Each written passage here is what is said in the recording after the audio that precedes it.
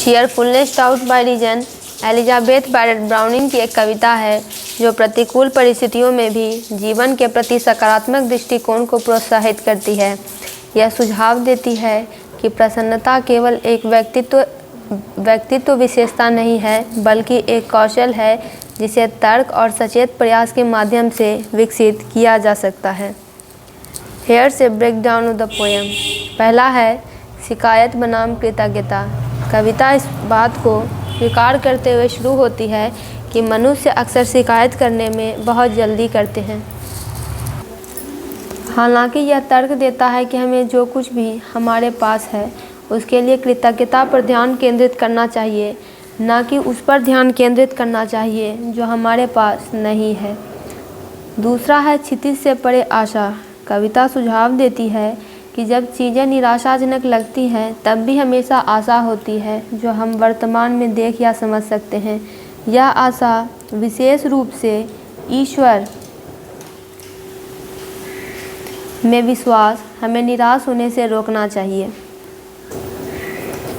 कठिनाइयों को सहना। कविता हमें यात्रा पर खुशमिजाज यात्रियों की तरह बनने के लिए प्रोत्साहित करती है, भले ही सराय यानी जीवन की चुनौतियों का प्रतिनिधित्व करती है, कड़वे अनुभव प्रदान करती हो। हमें सकारात्मक दृष्टिकोण के साथ अपने मार्ग पर चलते रहना चाहिए।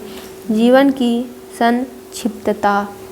कविता हमें याद दिलाती है कि जीवन छोटा है, भले ही हम कठिनाइयों का सामना करें, वे अस्थायी हैं। इस दृष्टिकोण से हमें अपने समय का अधिकतम लाभ उठाने और अच्छे क्षणों की सराहना करने के लिए प्रोत्साहित होना चाहिए। जीवन के लिए आभार। कविता यह सुझाव देकर समाप्त होती है कि भले ही जीवन कठिन रहा हो, हमें अंततः इसे अनुभव करने के अवसर के लिए आभारी होना चाहिए। मुख्य विषय आशावाद। कविता चुनौतियों का सामना करते हुए भी जीवन के प्रति आशावादी दृष्टिकोण को बढ़ावा देती है।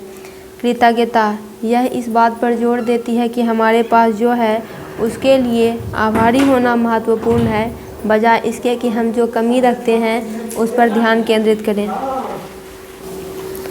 लचीलापन। कविता लचीलापन और कठिन समय में दृढ़ रहने की क्षमता को प्रोत्साहित करती है। विश्वास। यह सुझाव देता है कि खुद से बड़ी किसी चीज़ में विश्वास आराम और आशा प्रदान कर सकता है।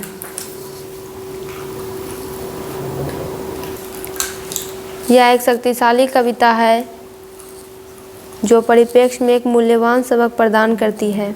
यह हमें याद दिलाता है कि हमारे पास अपना दृष्टिकोण चुनने की शक्ति है, तब भी जब जीवन हमें मुश्किलों में डालता है।